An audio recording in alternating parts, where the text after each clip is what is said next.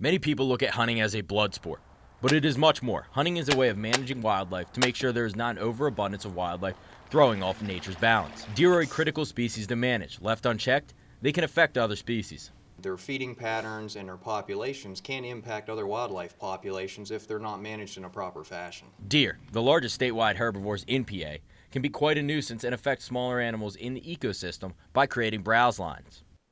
What a browse line is that's basically the height that a deer will reach to try to get a food source, which tells us that the food on the ground is not available to them, so they're reaching the most succulent food that they can. The U.S. Forest Service says a sustainable deer population to prevent the starving of the lower populations is 18 to 20 per square mile.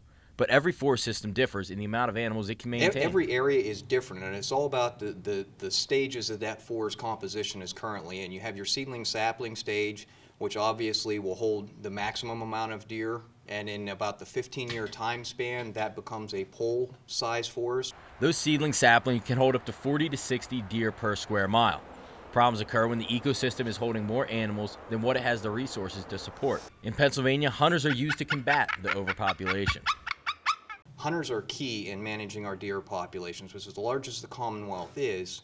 Without hunters to maintain an acceptable level of deer to habitat ratio, they can overpopulate extremely quickly. While hunting clearly benefits the ecosystem, trusting the public has drawbacks. The Game Commission relies on education to keep both wildlife and hunters safe. The Hunter Safety Program, since it was established, has done a tremendous service to young hunters. One, it started to instill ethics in them at a young age.